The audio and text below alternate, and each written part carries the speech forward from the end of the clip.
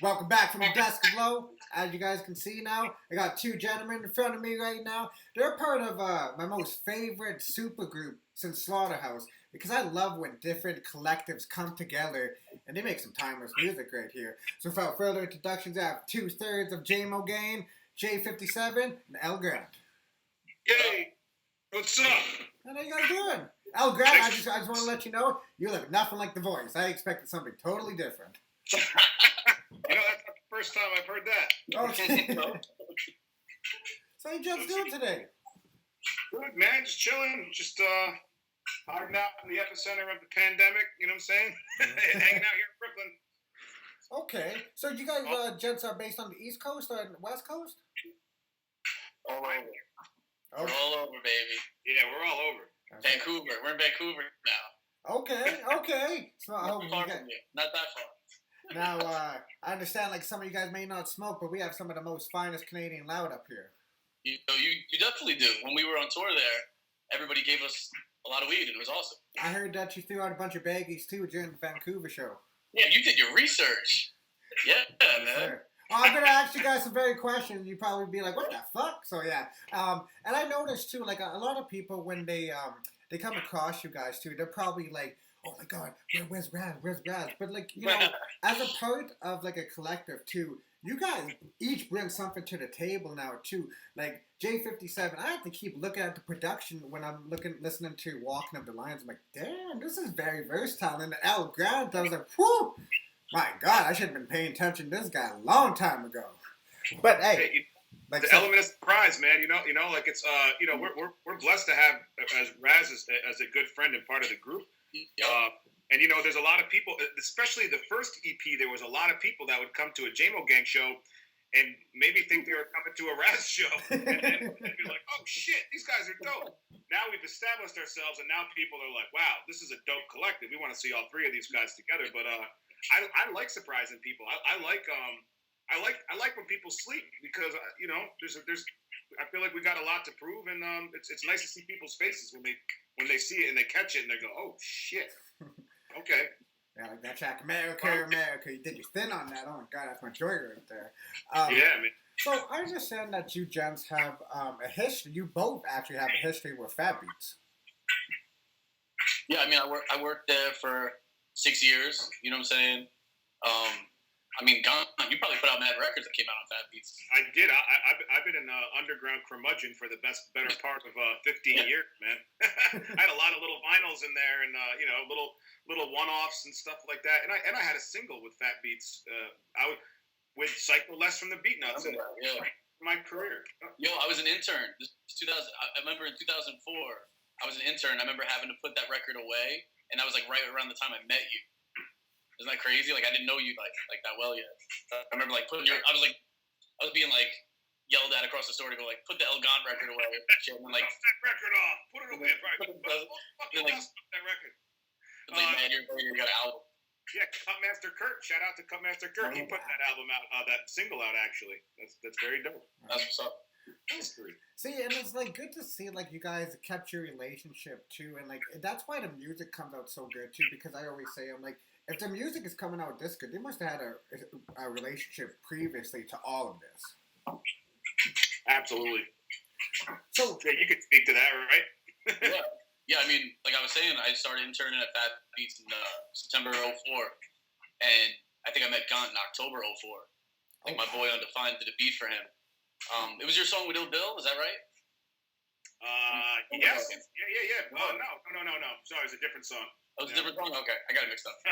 But I remember you guys playing the Ill Bill joint.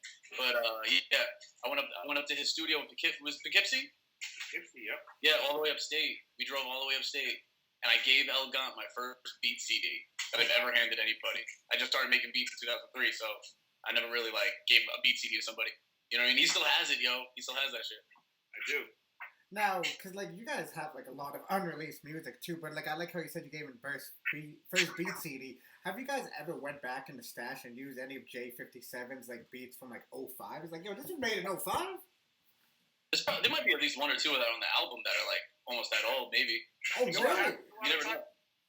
After he gets a hold of it, and then he like, you know, does his J57 thing, dresses it up, and then I'll find out 2 years later. He'll be like, "Yo, by the way, that beat was from 2007. That was pre-Obama. That beat, like I'll find out way after the fact. Like you never know with him because he's got such an eclectic sound. Like his sound is all over the place. So he might have made it one day ago or 15 years ago, and he dug it up out of a fucking treasure chest that he put by his feet. He would do that, by the way. He would definitely do that. Thank you, man. Appreciate you guys. One-eyed Willie, the whole game and shit. Goonies. Now, like I understand too, like there's certain tracks like Light Us Up. Like you guys had this track since 2017. So like when I heard that, I was like, wow, this like it must be so hard to hold on to something like that too. But like I can only imagine like you guys be playing this in you guys' cars. Like, I can't wait till people hear this. How the hell did you know that? Did we write that somewhere? I think you guys said it somewhere.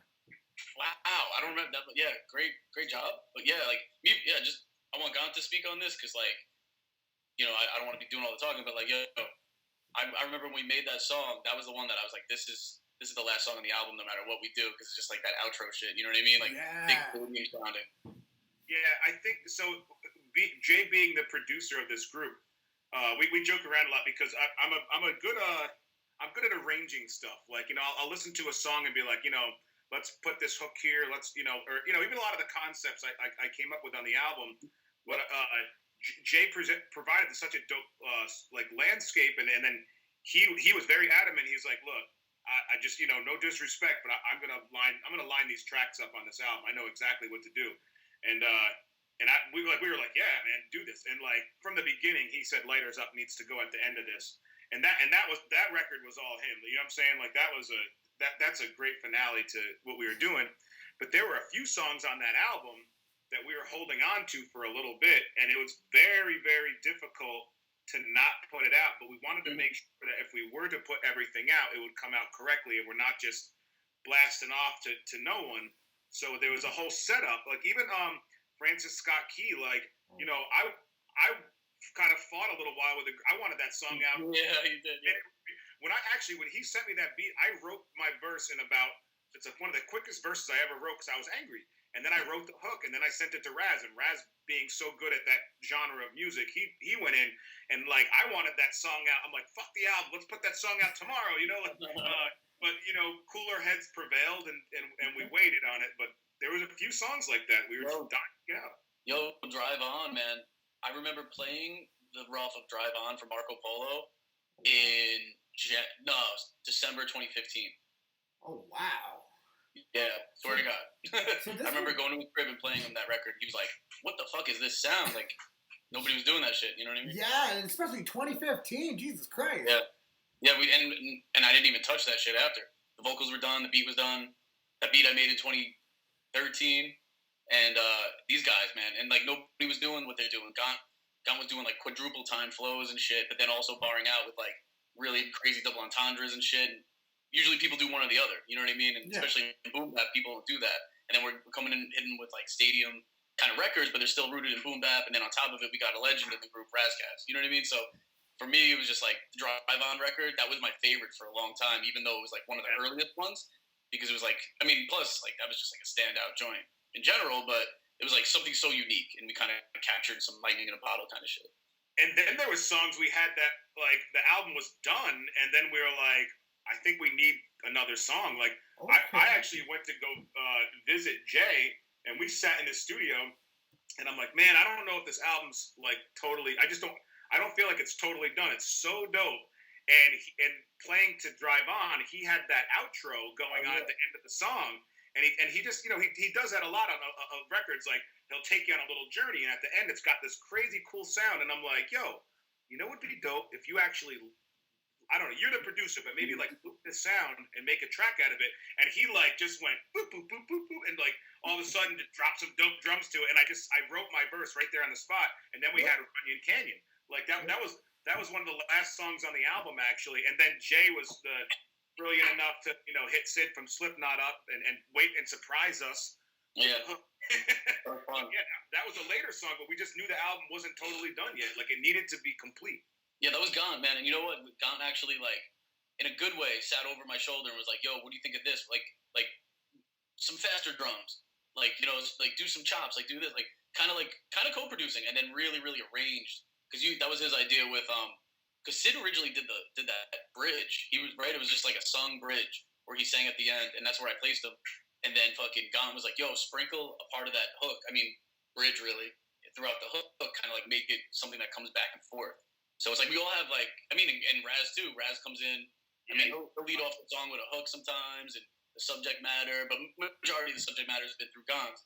But for the album, but like we all bring something different to the table, and it's really dope. And at me as the producer, I'm like, my ego's outside the room. I'm not trying to be like, hey, it's my way or the highway, no pun intended. But I'm literally like, yo, whatever you guys want to do, bring it to the table. If I fuck with it, we're gonna go with it. And I've never had to be like, I don't like it. That's never happened. And I promise I'd say something if I felt that way. Man, you must be one of those producers that's so easy to work with, because I understand there is some producers that like, it's my way or the highway. Like, we ain't doing it this way. But like, that's. I feel like be with that with other people, but being that we're like so tight, we have a I feel like if he's working with someone, he's gonna be like, yeah, this is what I do. Yeah. But he knows we have a great chemistry, Exactly. Oh yeah, incredible chemistry too, and like the way that you guys just explained this to me too, like the piece into this album together, it's like finding pieces to a puzzle too. Like this album was like something like years in the making too. Like, are you guys a big believer in destiny? Yep. Absolutely. See, this is what I like about like when artists do interviews too. Like certain albums like this too, when you take your time with it too and hold on to like a certain body of work. And when it's ready, when you guys feel like it's ready, it will come out classic too. But people overuse the word classic too. But if you listen to this album, like you don't skip it. Like there's a lot of albums right there where people they skip through it too. When you rarely go back to it. I find myself going back to this like one of my favorite movies too. I was like, wow, like it's just a sound too. Like I never would have expected like an intro like that too from you guys too. So how was the piece into this album? Like putting everything together, because I understand you guys did a EP before this too, like leading up to it in 2017. Yeah, I think the EP for us was more of like, we got together, we started making some songs, so like it's almost like a workout. Like the EP was our jumping jacks. We're like kind of just getting started. We're like, all right, and don't get me wrong, there's some dope tracks on that EP. I'm not taking away from it. Like we were like, check us out. We're three people together. We're in a group. We're rapping. And then like as things progressed and we grew closer together as a crew, that's when we started coming up with like really bigger records, and not even trying to be big, because if you really listen to that album, there's only like one or two tracks there where we're like braggadociously rapping on. Like that album's got a lot of songs that are touching different subjects, and that wasn't like an attempt to do that. It's just that Jay's production brought that out, where I'm like, man, this makes me feel this way, therefore I'm going to make a song about this. And I think that was the transition from the first EP, where like you'll see a lot of bands like their first EP is like those motherfuckers were in a garage somewhere and they were jumping off of their mom's couch and shit and playing. Like that's kind of what we were doing on the first EP, and then we're like, all right, let's like, let's go, let's make our Dark Side of the Moon, man. Like let's get in here and like really like kind of make people think, and not merely comparing our album to Dark, it's the fucking biggest classic. we wanted to make a just a more round, like complete album, and something that, like you said, that you can listen to from the beginning to the end. Yeah, like even we got a couple tracks that like we omitted from the album because we realized, and not that they're bad tracks, they just did not work with that album. And the one was a real last minute call where I almost felt bad, and I called the crew up. I'm like, yo, man, I'm like, not to take away from this song, I just don't think it should be on the album. And he was Jay. I'm pointing to him like, you know what? And he was like, yeah, man, like you're right. Like let's not put that on the album. And here we are, I love that beat. I love that song. But when Gunn called me, I was like, yo, it's all about whatever's best for the project. It's not a matter of me being like, oh, but I love that beat. I've been sitting on that beat since 2013 and da-da-da-da. Like, I was like, whatever's best for the project. And you're right. It is best to take that off. You're right. Like, I thought about it. You know what I mean? And I'll tell you this. Premier called me when we had the album done. You remember this, Gunn? Yes. Summer 2017. Premier called me and was like, listen, I listened to the whole album. Well, the EP, right? It was really 18 songs. We had to remember that, like the first album. Funny, right? We never even talked about it. We forgot about this. That's how long out of sight, out of mind kind of shit. I forgot. Like I remember he called me summer 2017, And he was like, yeah, listen to the album. It's fire. But there's some songs that are album songs. And there's some songs where you guys just hard raps, hard fucking beats. He's like, I don't know, man. EP? What do you, like, EP those joints? So what do you think? Like, something like that. He kind of sparked the idea. And I remember calling Gunn, calling Raz, and then we just took it from there. He kind of gave us the little seed of an idea to go and do that. So, shouts to the GOAT, obviously. Oh, yeah. I remember he was like, I don't know. He's like, I don't know if this is, it was like 18 songs, and it wasn't a full album. We didn't know if everything was going to make it. But some of it ended up being like Drive On was in there, and Highway, and a few other joints, and I think Lighters Up. And the whole EP was in there. I think maybe we added one song to the EP. But long story short, that's kind of where we like stemmed that idea. You know what I'm saying? Well, and just to hear like something like that too, when you guys are like omitting tracks from the album too, like I can only imagine like when you guys like will listen to it now, it's like, okay, it's done. 11 tracks, it's done.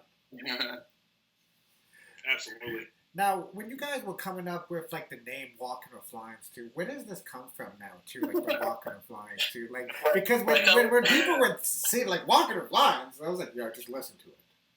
Yo, Gunn, let me tell it, please. Yeah, no, this is great. Yo, we were at Jake Palumbo's studio. It was like the day after the EP came out, so it must have been like January 2018, and we locked in, us three together in the studio with Jake Palumbo on the boards, like, engineering. It was all my beat stuff. And we locked in, we made Belushi and Aykroyd, Steven, Walking with Lions, and I believe one other song all in the same session. Yeah. Right? On the spot, we wrote every lyric, nothing was changed later on. Like, literally, we made those 4 songs on the spot. And the little snitch skits, too. All of them. Yeah. Funny enough. But that's the hardest part to do. And I remember sitting there watching Gant in the booth, freestyling the hook to Walking with Lions, the song. You freestyled it. I remember you didn't write that one down. He literally got in the booth and just was scatting like fucking melodies and shit, like on some like jazz shit, which was dope. And I was like, yo, I love what you were doing. He goes, yeah, let me do a little better. He gets back in there, does it again, and he comes out. And I started like humming the melody, and then I'm like, Walking with Lions or some shit like that, and he goes, I don't even say that. And then we started like the funniest shit ever. So it became like, and Gunn was like, yo, yo, we should name the album Walking with Lions and name the song Walking with Lions. I was like, dude, that's genius. That's genius because it's intriguing and it's memorable. You know what I'm saying?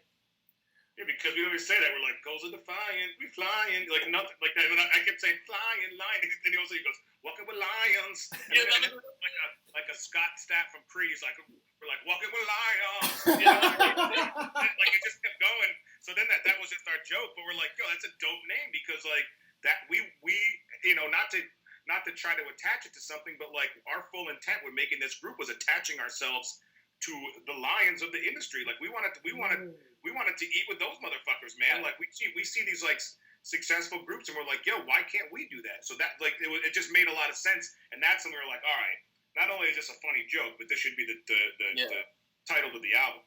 True, he nailed that. He nailed that. Wow. See, like something's like that too. Like it'll build inspirational later on too. Like how you just said that too. Like even like the creation of JamoGang too. Like it's kind of like the story you guys just told. Now, correct me if I'm wrong, gents. Now too. I understand you guys were in the studio, bottle of Jamesons, and then El Gant, and then Raz. They were on their way to Static Selector, and then J57 sent them a file to listen to them in their Uber, and you named it JamoGang. And then they're on Static Selector, wilding out and stuff, and drunk, and then we just came up to see, what do you guys drink? And they're like, yo, we got this new JamoGang album. And then you woke up on the couch and then just start going crazy now, too. So, like, when you guys were all in the studio together, too, was that the first time you all recorded together? Oh, yeah. I never was in the lab with Raz before. I know him through Gunn. You know what I'm saying? Like, that's his boy. Like, that was his boy originally. So yeah, and the work was that Raz happened to be in town, and I hadn't seen Jay for a little while at that point, like because he was super busy, and he had just produced a song on Method Man's album, that the Purple Tape song with Raekwon and Deck. So they were shooting the video in Brooklyn, and which was cool, cool as shit. Regardless, that like my friend is produced this Method Man joint. So Raz is in town. He's staying with me, and I'm like, yo, let's go to the video shoot. And Raz is he knows everybody, so he's like, he's a social dog, like he goes out there, he's, hey, let's go talk. So he's like, no doubt. We get to the video shoot. I introduce him to Jay. Of course, Raz knows every fucking person there. And then, they start talking, and then Jay's like, hey, like, if you guys, if you got any time, like, we should maybe, record a couple joints. We can go to my lab and, like, just kind of do our thing. And I feel like it was the next day, if not very close, very close. And that's when we went to Jay's, and then the bottle came out.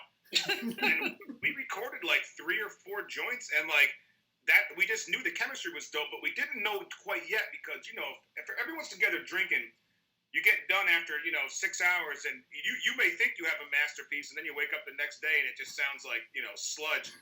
But we got up the next day, and we're like, oh, shit, like, this is as good as, if not better than what we thought. Yeah, exactly. Wow. So, at what point did the bottle of Jameson come out, too? I just have to ask. Okay. Yeah, that was immediate. Yeah, like, I was playing beats, right? Like, we're all hanging out, eating food a little bit in my studio, and I'm like, yo, I'm going to play some beats while we're all chilling. And that bottle was already getting circulated throughout the whole fucking crew. You know what I mean? Like, I got the big bottle, too. It wasn't like that little shit. Like, I woke up over on the couch the next day. I was, like, getting all these tweets. They're like, what's this JamoGang I hear about? I'm like, I don't know what the fuck you're talking about. I love the name too, like it just so like the Jamo Gang too, it just stands out too, like, and I love like how you just sent them to family. You guys ended up using that name, like Jamo Gang. Yo, everything's organic, everything, and like going back to the like Destiny thing, man. I mean, look at the album title, look at the fucking name of the group, look at how we all came together. Yeah, it really is the most organic thing I've ever been a part of. I mean, Brown Bag All Stars was obviously very organic too, and how we all became friends and everything. But this is a little different. This is like technically a super group. I hate to use that term, but it really is one. You know what I mean? Because we all come from different lanes, and I don't know. You can't really force that shit. You know what I mean? Like, people can tell. Well, like, even like, it's like what you said too. You can tell when everyone's in a room together too, being forced together to do. It's like, I don't know about that project. Right. But with you guys too, like, you guys have your own individual stories, like outside. Like, it wasn't like Jamo Gang was my start. Now I'm here. Like, that's why you said like you guys are like my new favorite super groups in Slaughterhouse now too. Now I'm gonna ask you guys some individual questions right here now too, and then we'll come back to the Jamo Gang. So with you, El Gant too, you have an interesting history now too. I understand that you used to be a battle rapper. I started out. I mean, that especially at the time, that was just kind of how to get known. You know what I'm saying? Like, I felt like I had something to prove. But I did start out in the battle scene, like because when I was really young, I actually started out in that era where people were battling in the park, like in New York and on 14th Street in Union Park, with all the raucous cats were out there, man, and like everyone was just ciphering. So like I would just come from my brother's apartment in Fort Greene and take the train and just get in ciphers. And then it turned into battling, because you at the time you had to come off the top of the head. Like that was, it's not like battling now where you prepare a 5-minute thesis and you get to write. You got to start firing off the top. Oh, yeah. And I got on MTV and ended up doing these battles and got a notoriety doing that. But then after that, I immediately backed off from it because I just didn't want to be known as a battle rapper. It just because. And nothing. I love battle rap. Like I love watching it, but at the same time, like battle rappers, a lot of times don't get notoriety for making songs. And I wanted to be a songwriter. And when you battle rap, I feel like you also don't use the same part of your brain that you use when you create songs. You're using the mathematical side of your brain instead of the the literal side of the brain.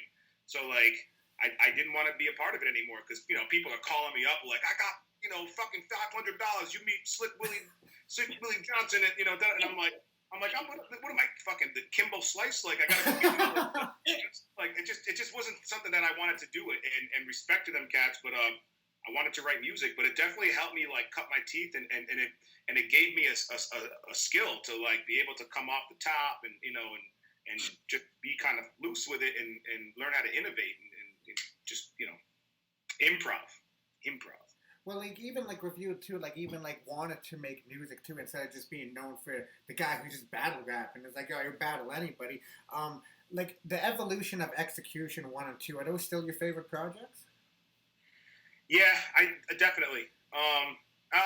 You know what? Yes, because I feel at the time it was just it was a point in my life where like I was giving an ode to the classics and writing some '90s beats and just I just felt like I was really hungry. I'm still as hungry as I was then, but I had a lot to say, and I like listening to it because I can hear the tone in my voice, and I'm like, yeah, that guy always reminds me to be the guy that I am now.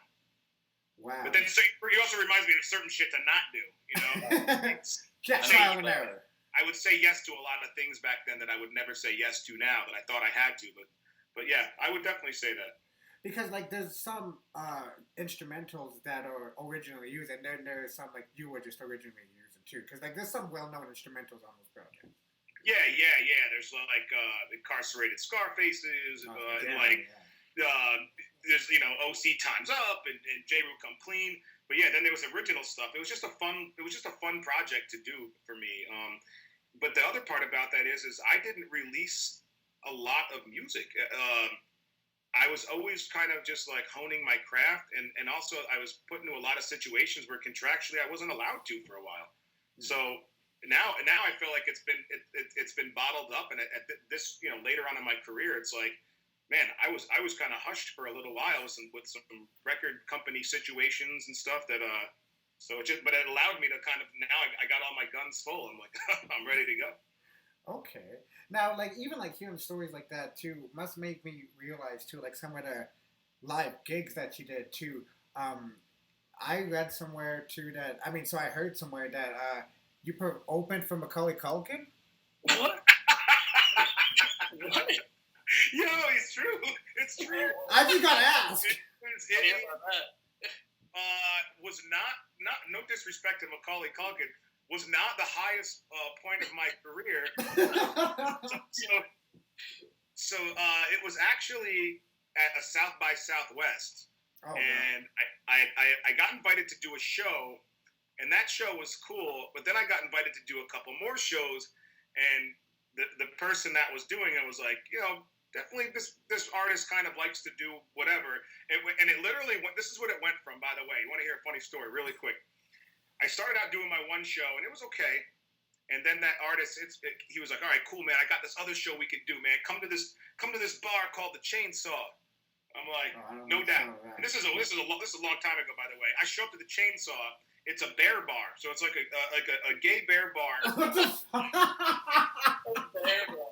And Macaulay Culkin had a band called Pizza Underground where he sings Velvet Underground songs about pizza. Oh my god! It's a dude that has money that, like, when you get to do whatever you want, you're like, man, I got millions. I'm just gonna make a fucking song about fucking pizza. All Velvet Underground song. So he's kind of just like in the back chilling like this, just like. And I did my set, and then he came up. He's like, "Yo, man, it's really cool, man, really dope." And it's so funny. I saw him like 2 weeks later at my ex-girlfriend's bar. She owned a bar in New York, and I'm like, "Yo, Pete, I saw you at the Chainsaw, man." but here's the low point. By the way, and I say this because any rapper out there right now, man, like, you think you're the only one that went through some shit. Like, we all went through some shit, man. Like, we slept on couches and fucking, had to eat shit. So that same day, the next day, he's like, "Yo, man, I got this other show I really want you to do." And I'm just like trying to get. I'm like, "Yo, cool, man." Like, I'm like, this is talking about saying no. Like, I should have said no. I show up and he gives me the address. It's at South by Southwest, but it's just some motherfucker's garage. So, like, literally, there's like 6 people and a dog in the garage with some and that was my point where I go, you know what, man, I'm not gonna. You got this one, man. I'm gonna hang here and just like hang with the dog. You just rock. Like there's got to be a bottom ground, a basement. You know what I'm saying? Like, but low point. Yeah. And I said to myself, I'm like, I can only go up from here. Like, this is Or you definitely did. Yeah. That keeps me humble, man. I'm like, I could be playing in Larry's garage in Austin, Texas right now. Like, hanging out with Kevin doing Pizza Underground. Yeah, Pizza Underground. I gotta look that up after that. I can definitely. Jesus Christ. I'm telling you, look it up, man. Look it up. So I got one more solo question for El Gant, then we'll get to J57 now too. So El Gant now too. shout out to one of the humble legends who he gives me a lot of advice too, and he doesn't have to now too. Shout out to Big Tech from SmifNWessun. Oh yeah. We ever gonna hear that unreleased project that you guys have? He knows about it. Yes, you are. I'm gonna tell you something. There's more than likely. So I have a not to throw a plug in the middle of this question. I have a full length album coming out in the fall. A good amount of it produced actually by J57. And I'm more than likely, I got one really great song that I have with Tech that I'm gonna put on that album. And a very calculated album like JamoGang. I really thought about this, but the other songs, 100%. That album was financed by a dude that kind of got, no disrespect, he got a little confused and he held on to it, and he kind of treated it like Guns N' Roses' Chinese Democracy, Jesus Christ. Like wanted to hold on to it for 15 years and curate it and throw like a celloist in, and then he's like, this track 3 needs 4 timpanis, like, and not, forgetting the essence of the album. But long story short, the music does exist, and Tech is my homie, and every time I see him, he looks at me like, yo, where's our album? And I'm like, good question. But I have it all. Yes, 100%. Okay. It's all about timing too. Like, you want to hold on to something like that too, to release at the right time. It's like, instead of what you guys were saying too before, like just throwing it out there. Well, that album, I wanted to put out a long time ago. It just wasn't my choice. I'm holding it onto it now because now I have a platform where people are like, oh, cool, I'm going to listen and I can fix it. But I did not want to hold on to that album for nearly. No. It's like, I need to sell it now. I would guy up and I'm like, let me go as far as to say this. That album would be recorded in some of the craziest studios I've ever been in, and I would question why we were spending so much money recording this album, in Diddy's studio, and why Clef's next door, and I'm like, man, we could have recorded this at, any dope, somebody's crib, we could have gotten it done. Yeah. And we could have taken that money and used it towards PR.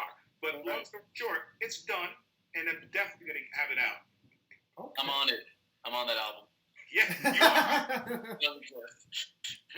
I'm glad to hear that you got some production on that too.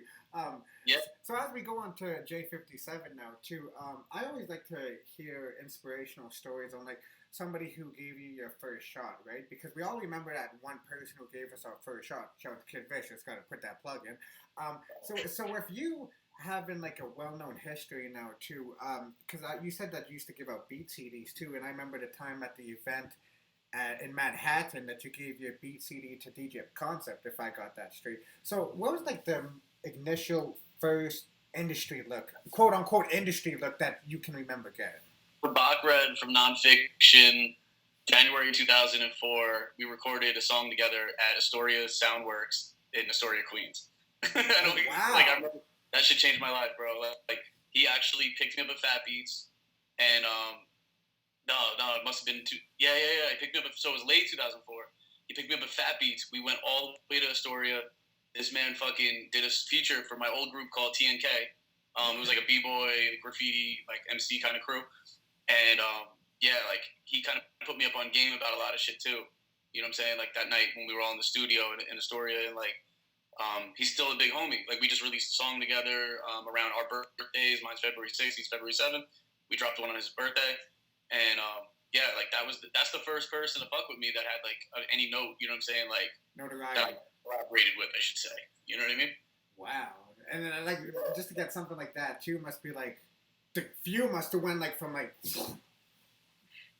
I mean, well, the song, you know what? The song didn't really come out because the group kind of split up that I was in, but he ended up putting on one of his mixtapes. Yeah. And then that mixtape came out in like the MySpace era, and it was like on MySpace pages, and it was on like the Uncle Howie Records forum and shit, which like gave us some kind of notoriety really briefly, and that was really cool. Can't lie.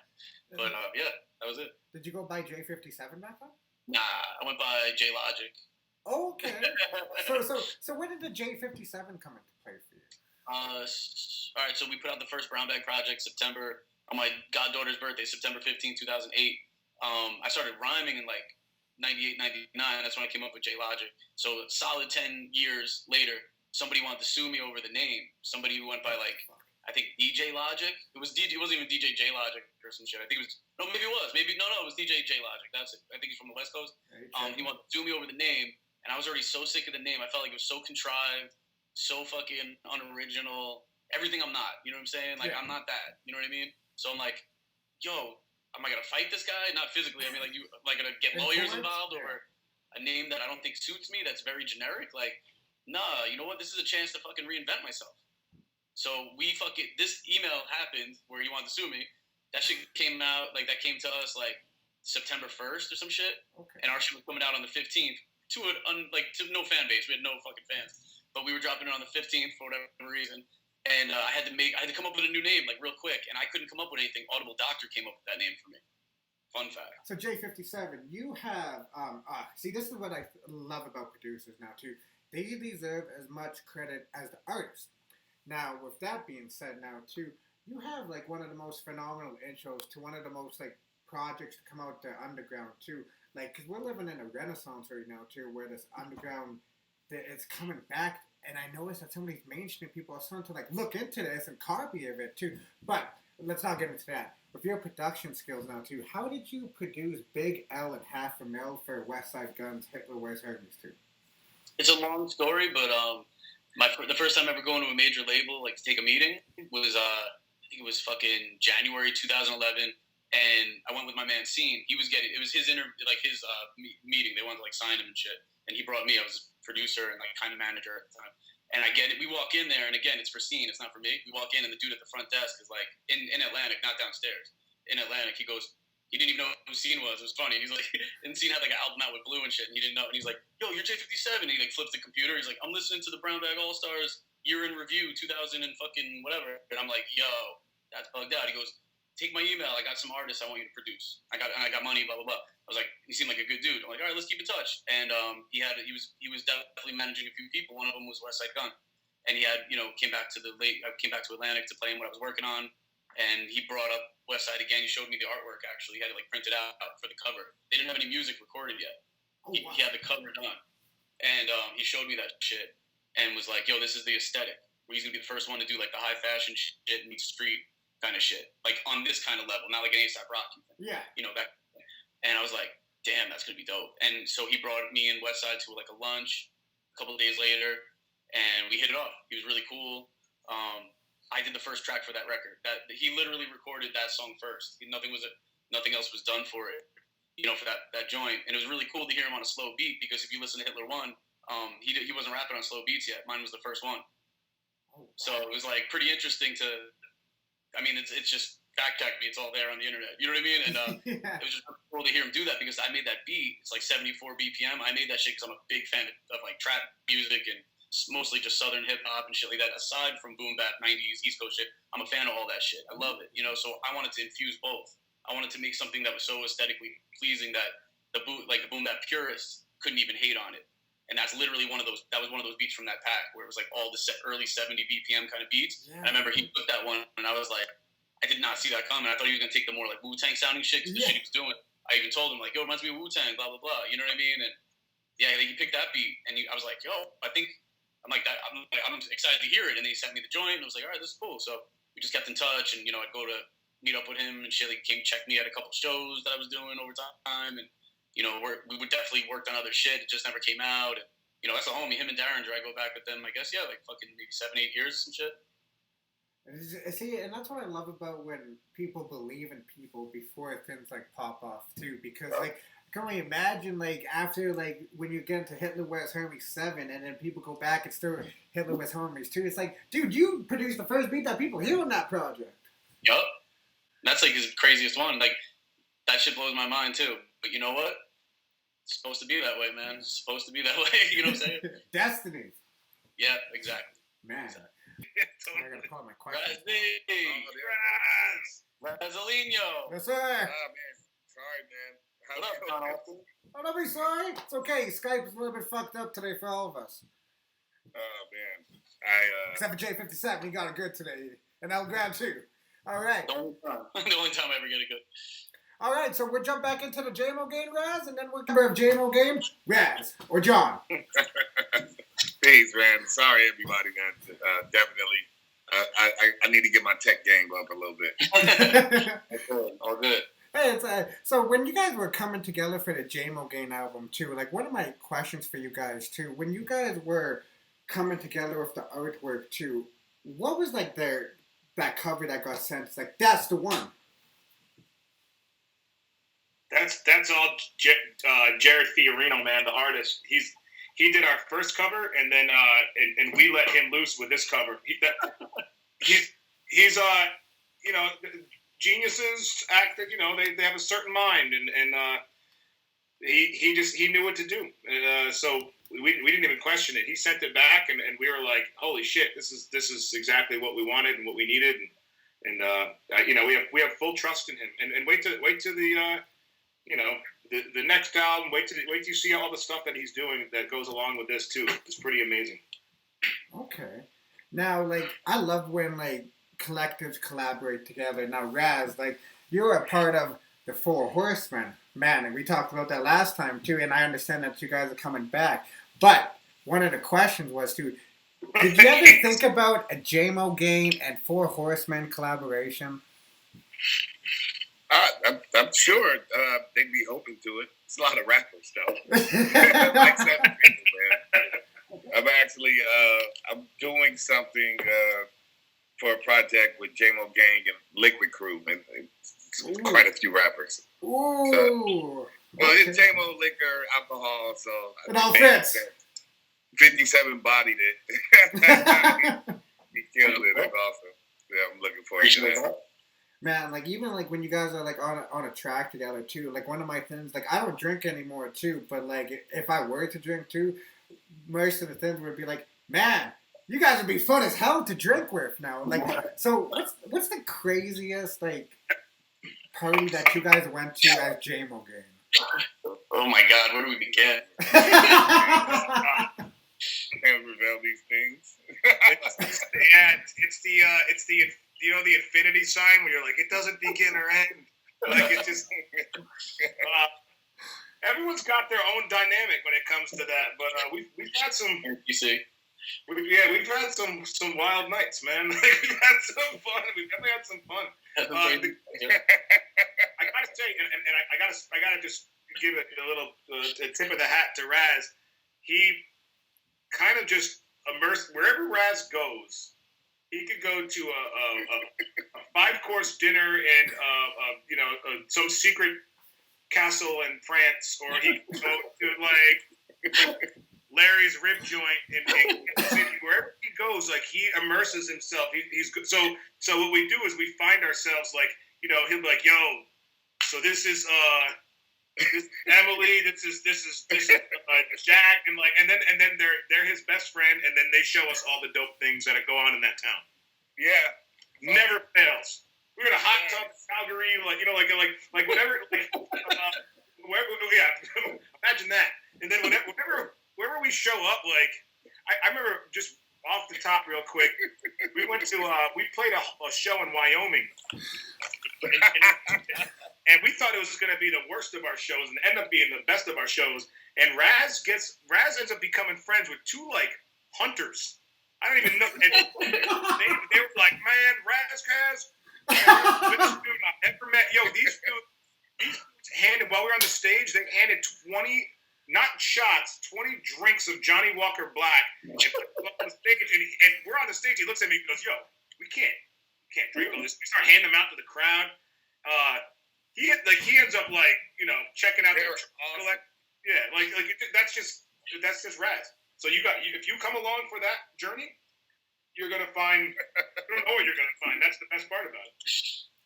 Now, like, because like I understand, because like we all said it before, Raz is the veteran of the group now too. So I can only imagine, like, when you guys go as JamoGang too, because they probably recognize Raz, like, oh, Raz, like, it's like the second coming of Christ now too. But when you guys tell them like your guys' history too, like, do you guys end up like, oh, I actually do know you? Yeah, man, they always trust me. There's always a big part of the turnout that is only there for 57 or only there for El Gant. And they're just tolerating the other 2 of us. So And I love it. That's awesome. Like, they have their fan base, man, and it's awesome to see people support. And, you know, and then they like us, but they're like, I'm here for El Gant. Like the whole crew of El Gant or 57, and that's awesome. That's what it's about. Okay. But if Raz says follow me, like, follow.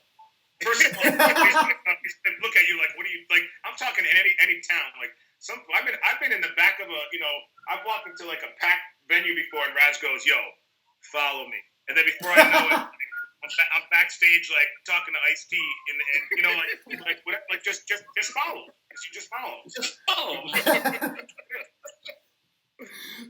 And like even with you guys too, like coming together now too, like you guys have like some standout collaborations now too. Like I never would have suspected the three of you to like collaborate with like somebody like from Slipknot out of all people. So like being from that's an outside genre of hip hop. Now I have to ask all three of you guys now too, because I'm gonna go back and listen to these albums once you name them.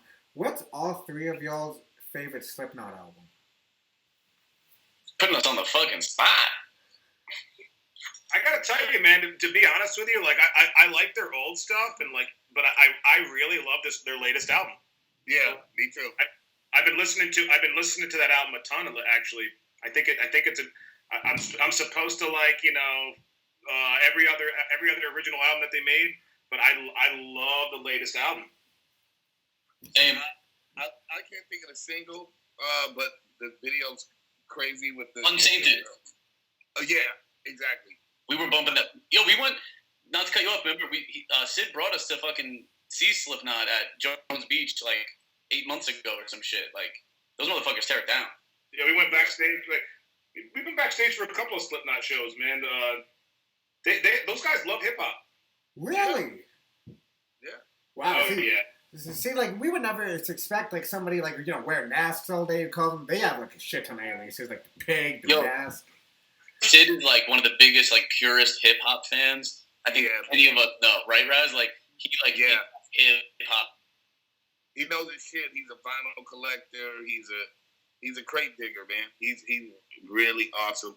Actually, I want to send him some love, man. He's got to go back. He's got going to check on his family, so he's going back Midwest. So shouts out to Sid, man. We love you, brother. That's it. Like that must have been like a huge dream to come true, like to work on a JamoGang album, knowing that he's a huge hip hop head. It's like, dude, I'm working with JamoGang. Yeah, he's a fan of you guys. Yeah, man, and we all know him. It's so funny that we're all a group of like we all have our own like friendship with him from different stuff too. Jay had a real connection with him, and they've done a ton of stuff together. Raz has known him for a really long time, and then him and I became friends a few years ago, and then him and I went on tour together. We did a really dope tour with it was Bone Thugs and Harmony, Be Real, Scarface, and then us. And someone else was there. Bun B, and it was like all throughout Texas, and just like to be on it with all those legends, and then to be like Sid's DJing and my set, like it was crazy, man. Like, and Sid was, this guy's a megastar, and the minute I met him, he treated me like a total equal, and he does that with everybody because he loves hip hop and has mad respect, man. Like, guys, and then he'll go play a stadium on 20 dates in a row. Like he's a purist, man, and he's one of the best people I know in this business. Wow. And he's a sheer professional, man. Like that dude, like had like sprained or broken some shit and was still jumping on that stage at Jones Beach, like killing it, man. Like 120%. Like he's a professional. And it's good to hear like that too. Like he takes it so because like if anyone would break, they're like, I can't do it. This guy's so jamming out because he loves the culture for it now too. Now, speaking like you guys are a collective now too, and like Raz, I gotta ask now too, because we all know like your pen game is crazy now too when it comes to conspiracy lyrics now too. So I gotta ask, what's the craziest like conspiracy theory like you guys ever all talked about? Like but Raz started the conversation and it just started like a 7-hour conversation. I don't know. That depends on how much I've been drinking. Because I heard like some stories too. Like you guys were all in a diner when they have big puffy jackets on now too. And then like you end up talking to like 70-old lady. Like, oh, it's a pleasure to know you, man. It's a blessing. I remember that particular encounter. They were very pleasant people. We had a great socio-political conversation that night. It was awesome at a random diner. Yeah, that was in like Maryland or something like that.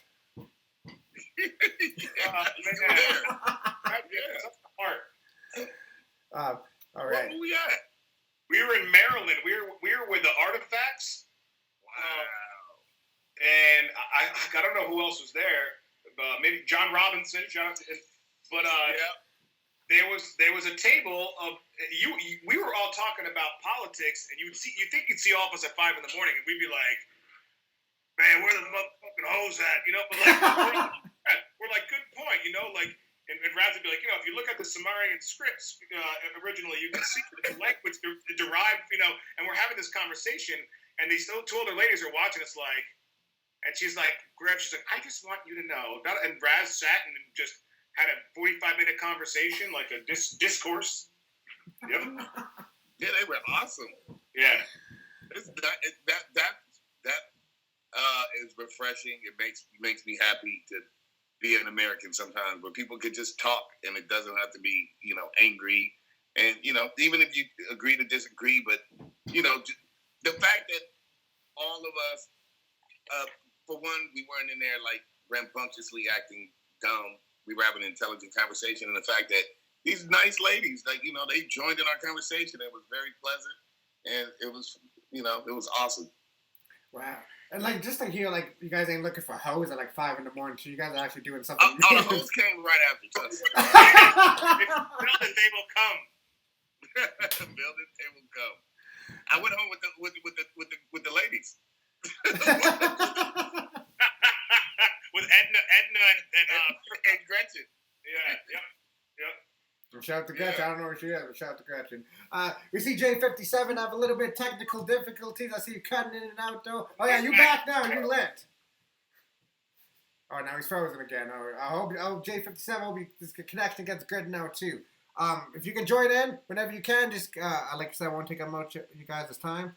So when you guys were coming together with tracks like Steven now, too, like that's one hell of a name for a track now too, but when you actually listen to it now too, it has a meaning behind it. So like, what were the inspirations for tracks like Steven?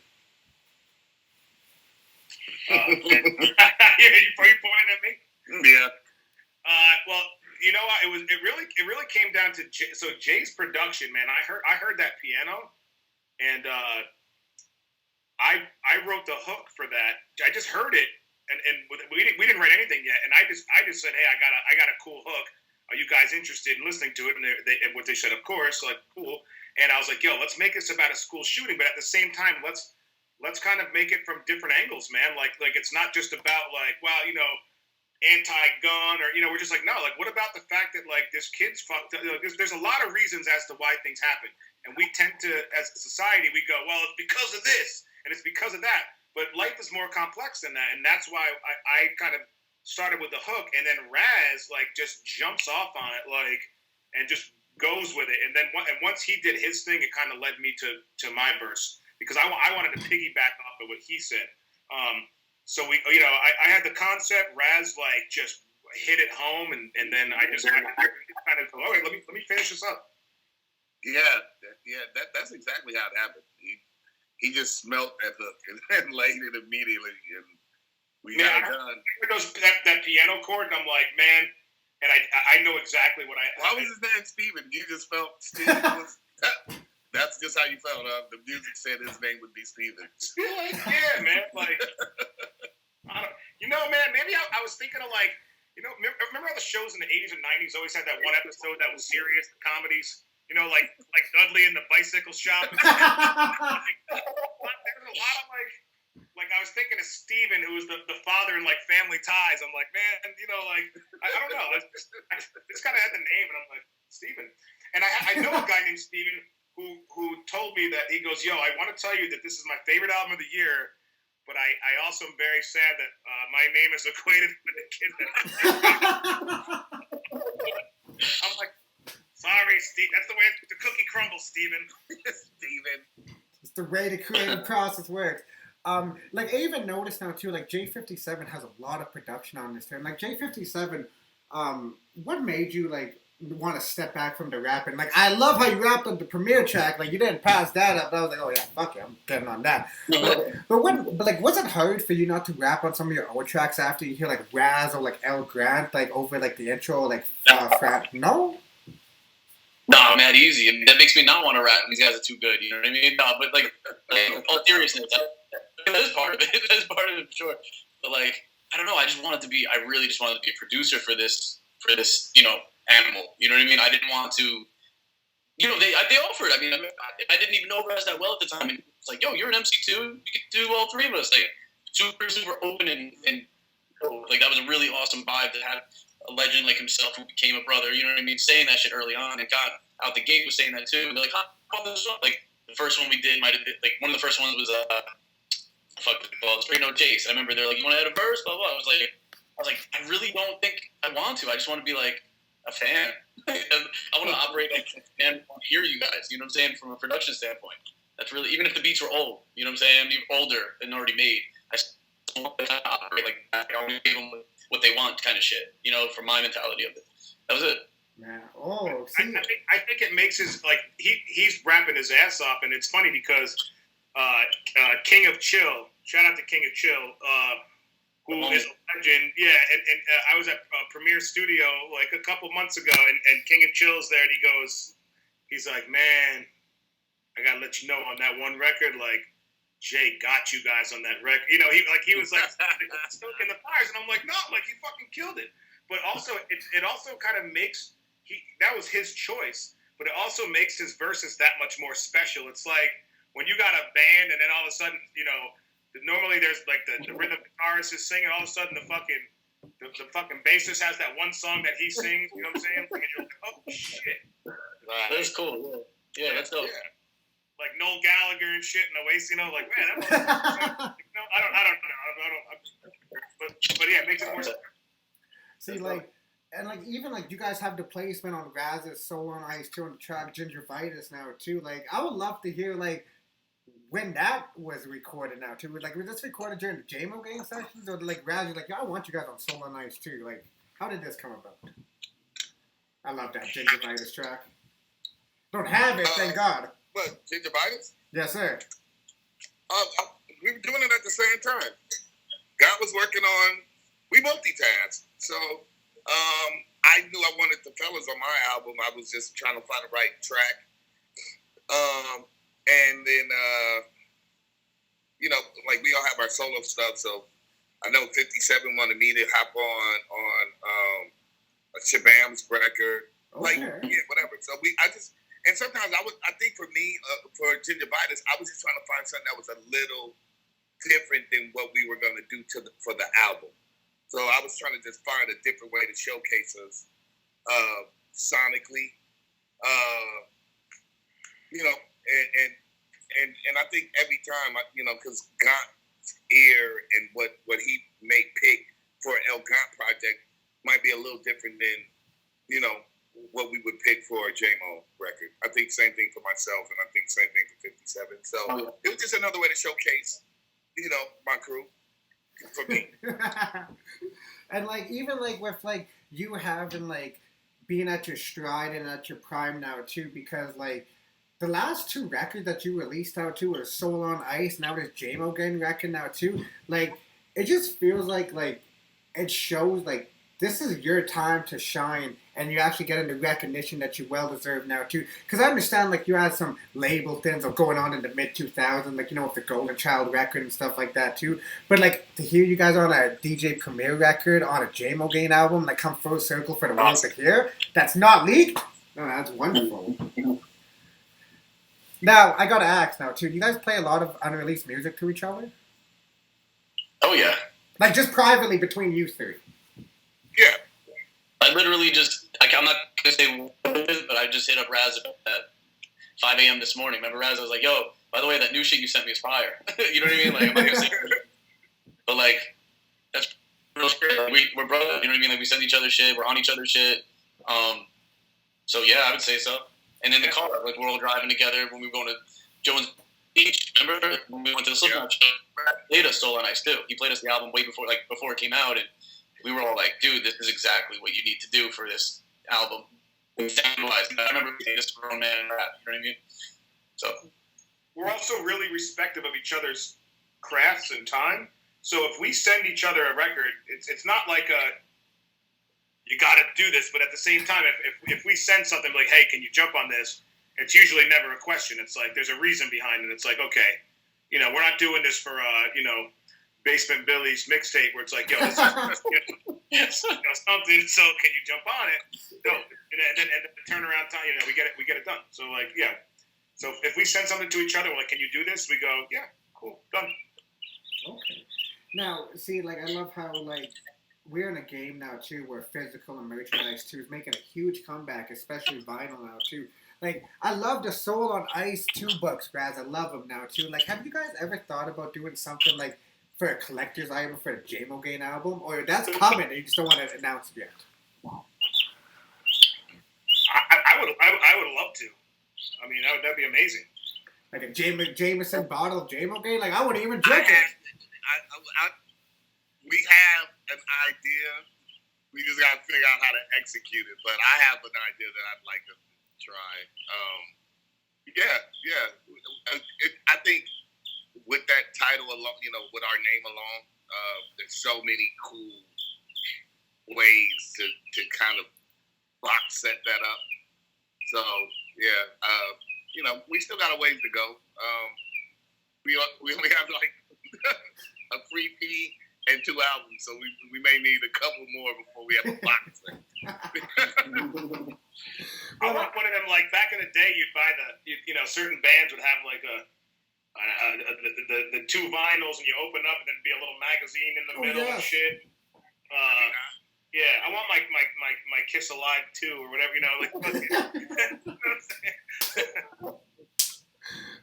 Now, being that you're all fans of one another too, have you guys like brought physical merch? Like, say Raz brought a J57 or Brown Bag Money record, or you guys brought him like a Raz Kass Nation CD, and you guys just signed it for the love of it?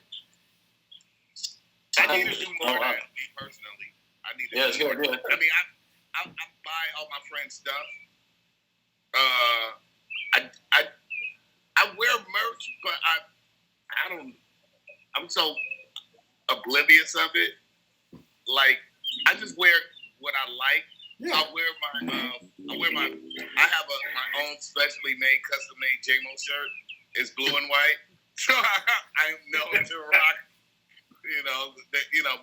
But definitely, like, I'm in full support of everything that they do, and that's part of being cognizant about marketing. So for me, I need to get more cognizant about that.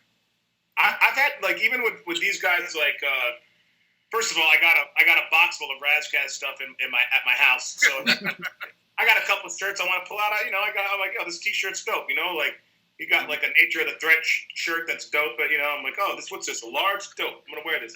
But it's a funny story, although it wasn't really funny at the time, because I had a great week. Raz was in town. We're hanging out, and Raz was and I'm not going to name the project, but Raz was pushing a project. He was here doing radio, so we were like, "Yo, it's been a great week." Blah blah blah blah. But unbeknownst to me, like, there was a lot of background bullshit going on with this particular project. So I'm like, "Yo, I'm like, sign this one, man. We'll memorialize this week."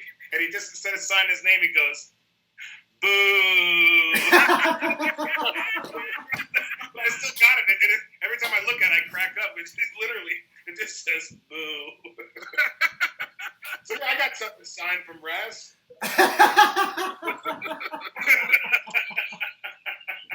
All right. I do remember that now. It was funny. I meant it at the time. I'm like, yo, it's been a great week. Sign this. Boo. It wasn't boo to you. It was boo to them. No, I know. Yeah. See, that's what I love. Like, you guys don't hold back on being yourselves now too, because like once like I noticed like how some people like they'll get like a little bit of notoriety and then they'll fucking change. Like the whole everything will change now too. But like you guys are the same, like no matter what, even in your interviews and outside of your music now too. Like you guys are, we're all human beings at the end of the day too. Like that's what a lot of people they don't realize about like the entertainment industry. They all think we're fucking aliens or something like that too. Like yeah, well you guys are aliens with the bars and the lyrics. I'll give you guys that too. But at the end of the day, we're all human. After working your ass off for this long, you got to be grateful for every moment, man, and remember where you were and why you're where you're at. You know what I'm saying? Like, so I don't know, it's different now.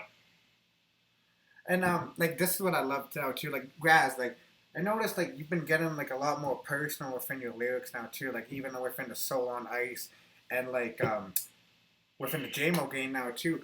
Like even in with the shits, like I never would have expected to hear like that kind of chorus on a Raz Kass album too. Or like you saying like my ex talk shit online, looking like break it down like Tyrese. It's like man, like he's like. I would love to hear like a very personal Raz Kass album like produced by J57 and like skits by El Gant on it too because like I believe like now is the time like because you have a story to tell now too and you have a story that's like you know like it's never really been told. Now who else better to tell it than the man himself through his music? That's a great pitch. Wait, can I pitch who I'm going to be in these skits? Oh yeah, please. It's going to be based on Charles Dickens. I'm going to be the ghost of Raz Kass' future. That's going to be. Oh my god. Maybe. Jacob Gauntlet. I never know what happens in the future. I literally like I record and then for a Raz Kass project. You will be visited by 3 dead rappers. But I'm done. I'm sorry. No, this is great.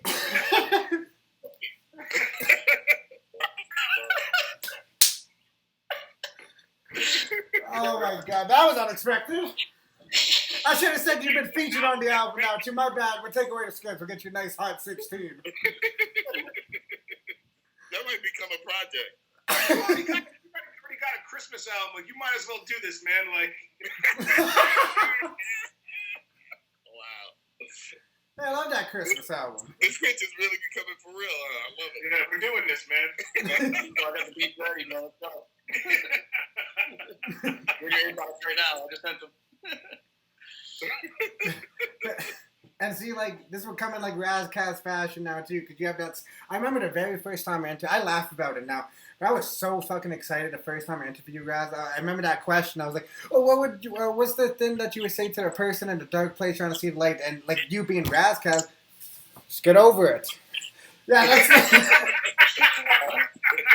I love that. I love it. Just keep going back. Keep going. So good. Get over it, man. That's your option. Or die. And like, but see, that's what I love about like your Raz, and like that's like a certain personality down now too that sticks out now too. So with you guys being JamoGang now too, like, 'cause I want to ask you guys most interesting. I won't ask you guys no generic ass questions near the end. But when you guys see the future for JamoGang now too, can you guys see like a JamoGang greatest hits? Sounds good. I don't picture him. I'm doing all every JamoGang song acoustic. We got the guitar. There it is. Not the acoustic. It could be like, no, man. I mean, we gotta get to that point. But that's the whole plan. It's to put out enough quality material that there's justification for a greatest hits. There's nothing worse than seeing a group put out a greatest hits and motherfucker had 3 fucking albums of bullshit songs. Mm-hmm. So we got to get there. But it's really growing the brand. It's not just about the music. It's the whole 360 of it. Like, I just feel like we're 3 individual people that all have different stories, but the album has a message. And like, I feel like not that hip hop needs it, but hip hop could use it. You know what I'm saying? Right. I'm gonna say hip hop can eat it right now. There's a lot of fuck shit going on right now too. Like, I'll sound like a dick if I say it, but if you say it, that's cool. I'll say it right now. We need this right now too. Like, even like you guys have like, and this is on albumoftheyear.org or .com. It's one of the two .org or .com. But you guys are number 3 on that. I know, dude. That's insane. It's crazy. Like So I saw today, like even like not that this is like a huge deal, but like Double XL like did like an article on new releases this week, and like it's JamoGang is just splattered like there amongst like every other group's name is Lee something or Young something, and then all of a sudden there's JamoGang. The only other recognizable person I saw was E40 actually had something, but otherwise it was like Young Boy, Trip Z, you know, like whatever it is. I was like that we're on this radar right now, man. Like it's something that's like kind of hip to these cats. So just fucking grateful. Yeah, man. That is a blessing. I think content is king, and we gave them like, because I stepped away from the album, and I didn't really hear it until I heard it for the first time about 3 days ago, something like that. Just a full listen all the way down, and yeah, man, I just think arrangement wise, 57 just put his foot in it. Yeah. I honestly, genuinely like looked up, and because I rewound, I didn't listen all the way through. I rewound a couple of things, like that's kind of cool, whatever. But honestly, in general, like I had a pleasant listening experience, and by the time I looked up, it was over, and that was dope to me. Like it's not too short. It's just the right time of a good album, like a great experience. Like it's a great time capsule, which means like when it was over, I was like, yeah, I want to hear that again. Like, and I'm not like a big, like, I'm not very keen on myself. I understand, like, me, I'll rap forever. There's some criticism, you know, whatever. Yeah. But this is really a nice, listenable album with great content. We could have just did, you know, I'm the best rapper all the way through the whole shit. But it's just a lot. There's subject matter, there's content, there's comedy. It's just a great listen to me. So, I mean, kudos, honestly, just to, you know, Gunn was on bongos and shit. It's all kind of strange shit going on there. You know, timing's perfect. We got a little snitch. This is really awesome. Man, I was telling the guys too before you joined, like I find myself coming back to this album like my favorite movie now too, because like from front to back now I just can't get enough, like from the subject matter all the way to the skits. Like the fucking skits had me dying at the end of Gunyon Canyon. As you can hear y'all laughing in the background too during when he's y'all doing those skits. Yeah. You know my laugh too. But it's really like hit it and quit it. Like, yo, that song, we literally wrote that song because we were on the road. We were watching a lot of opening acts go on stage for 45 minutes, and we're like, yo, why would you do that? Like, even when if I was not known, relatively known, when I get on a stage and rock, I want to leave the people wanting more. Yeah. And the album is the same thing what Raz says. Like, it's dope, it's full, but it also leaves you wanting more. Like, you never want to like waste your time and put filler in there, because just like those rappers that go on stage and do a 2-hour set, the crowd's like, yo, man, you were so dope for 15 minutes, but I don't even know you, and I'm sick of you. So like, A, that's the reason we wrote that record. And B, it's kind of like how our album is kind of shaped. Like, yeah, we hit it and quit it. Yeah. And like even like right down to the outro now too, that was May 2017. Like you guys just knew like that's the end, no matter what. Yeah. And Raz finishes it. Smooth you feel the spirit to light us up. Home in the sounds of That's how he sounds. I want to be like this shit, but like, MSG, baby. yeah, man. Imagine if we could perform live shows. It'd be pretty fucking dope. All right, It's gonna be epic. Yeah. man, just don't throw out too much weed now too. I understand that some of you guys may not smoke. That was an interesting night in general, because not only were we had to cross the border, so we're throwing out all our weed, but also another dude that was on the road with us got to an all-out will smack the shit out of another guy by the merch table. So we're performing on stage, and I hear whack, and then all of a sudden like Raz goes over to see what's going on, but it was his time. It was time for a Raz song, and I'm like, Raz, why don't you do that song everyone loves? And I like went down to see what's going on and how to like help break up the fight, and like Vancouver was fun. Yeah, man, Van City. That was the Snack the Ripper. Yeah, South Snack, man. Check out. Bro, I spent like a month in Squamish last year. Don't ask why. And I was like, man, like my only other relationship with this whole area is like my epic night in Vancouver, and you know, I'm up there drinking coffee and fucking hiking mountains. Yeah, it's real Canadian. I ain't gonna lie, yo. We got the coffee there too. Yeah. It was great. I love it. I'm telling you, if I could live anywhere else, it would be over there. Okay. Now I tell everybody that. That city is dope. That's if I moved anywhere else, it would be there. I don't know, man. I kind of like Quebec and T.2 though, man. Calgary, baby. Bullshit, yo. Vancouver, BC, man. It's everyone gives a fuck about the environment. They're really on their game, but they play hard, but they also work hard. So everyone is having beers like that night. Chances are they also just like ran 29 miles like the same day. Or like, Now, I'll end off the interview with something. No emotional ass question. It's gonna be something like out the blue now too, because one of my favorite franchises got fucking ruined. What's your favorite Star Wars saga, Jones? what's that? What's your favorite Star Wars saga? Like the episode 1 to 3, 6 to 7, or 7 to 9? I've never seen Star Wars. What? Whoa! You never. Wow, you are a strange guy. Yo, but I've seen Spaceballs. And I love it. You know what? That counts. Yeah, it does. I'll give you credit. Spaceballs. Heavy references. But god damn, J57, what the hell?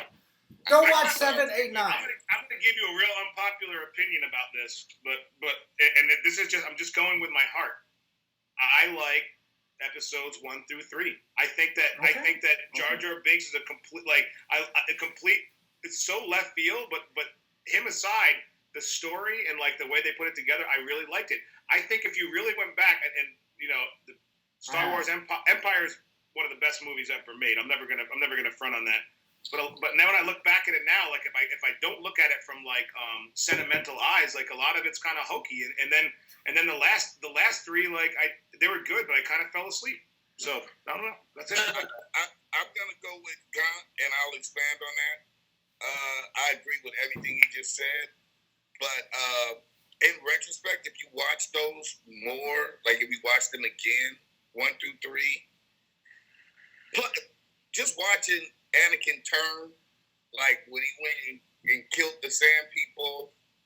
I killed them, the women and the reptiles, not just the men, but the women. And I sampled that shit. It was powerful. That shit was ill. Yeah. So that, and then at the end, the Revenge of the Sith, just like Anakin have the high ground, don't do it. But it's his hubris. His ego is like, I'm that guy. Yeah. Like, it doesn't matter. I'll dust you. And he does. Like Anakin almost completely wins. And and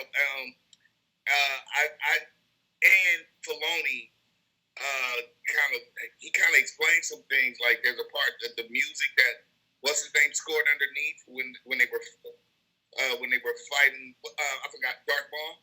Yeah. Anakin and Kenobi first fought Darth. Qui-Gon. Yeah, Qui-Gon and Obi-Wan. Yeah, Qui-Gon. Yeah. Sorry. That's okay. It's called Duel of the Fates. That's what they named it. And literally, Qui-Gon was fighting for the fate of Anakin, and when he lost, that's how Anakin was fated to become, because that was the father figure he needed. Filoni has been with, from the onset on those movies with what's called Spielberg, Lucas. And that was kind of ill to realize that literally that much thought was going into telling this family story. It's really about a story about family redemption, family loss. It's an ill story. Yeah, one to three. Anyway, that's my point. Wow. He's the most knowledgeable guy out of us, by the way. If you're going to talk about Star Wars, by leaps and bounds. I'm a bit of a nerd. I have some Star Wars paraphernalia. It's like J57 like it's all the way down here. I'm like here, and then Razgaz is like there. Like even now, talk about Weekend at Bernie's. I know it. 1 and 2. Yeah. Weekend at Bernie's. Do you want my reason as to why Gremlins 2 is a cinematic masterpiece? Oh, please, no, I'm interested now. They broke the fourth wall before anyone broke the fourth wall. When Hulk Hogan, when they stopped the movie and Hulk Hogan gets up from the movie theater and watches the movie, like, it's deep, man. Okay, I'm gonna pull a J57. I ain't never seen Gremlins. Yo! Watch part 2. It's so fucking it's so ridiculous that you're gonna be like, wow, I need to watch this again. I just think of them as zombified Furbies. I fucking hate those Furby motherfuckers. They're pre-Furby, man. Yo, they spawned all those other crazy, the Munchies, the Ghoulies, like all those. There was all, the critters. Everything was all Gremlins. So we're getting a little bit off topic, but hey, this is why I love these guys right here. So without further introduction, this is JamoGang. Is there anything that y'all want to plug in, gents, before I let you go? Man, what do we got? We got some videos coming up, and just be on the lookout for those. We got a lot of visuals for this album right now, so there's two in the chamber immediately, and there's going to be a third one too. So just get ready. Yeah, I just want to encourage people to give it a listen, share it. But give it a listen, man. I think it's a great listen, and I appreciate the people that have given it a listen already. I really do. If you sync after the third lion roars before Gremlins 2, if you start playing the JamoGang album right at that moment, the whole movie syncs with the album. So. And we are the unofficial soundtrack to the Tiger King.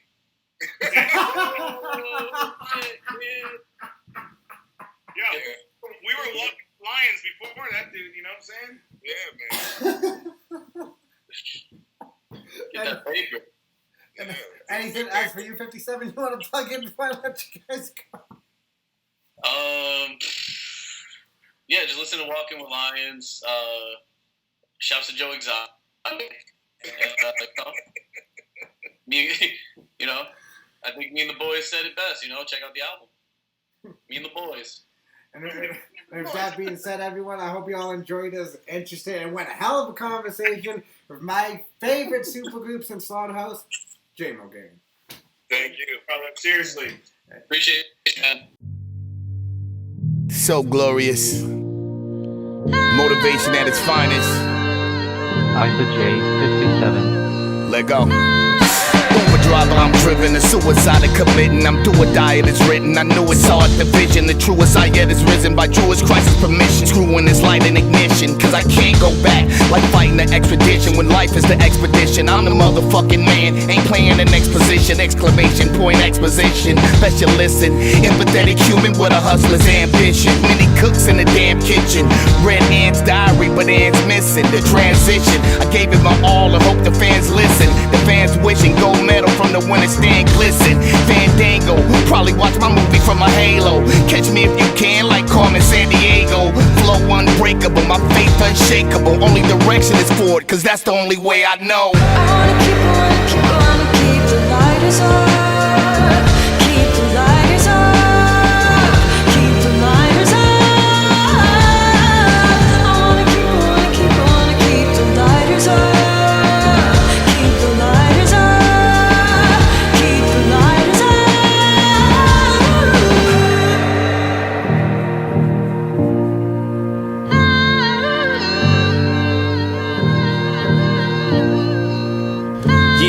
Yeah. Hopping on this fake way of thinking and it's kinda fake. Drink away my night of late, wait but never concentrate. And I can make a difference instead of sipping and panicking. I'm standing in this unrealistic and then I'm mad again at no one but myself. A mannequin frozen with a stabbing in my abdomen. Had it been a situation I could get out of, a ram battering, adamant, uninhabited, heartless rabbit holes, a labyrinth. With unlimited levels of traveling, satisfaction you can take it back, cause I ain't having it. Like MC Light, we're headed to mingle at Mom's Saturday. And open the door, that rubber man rubbing on that record on a summer day while trying to fuck a butterface to what a man, but what a man does for success. With the devil's a level below love. All these drugs first they're new to me, and you until it's only me and I'm doing your eulogy. I wanna keep on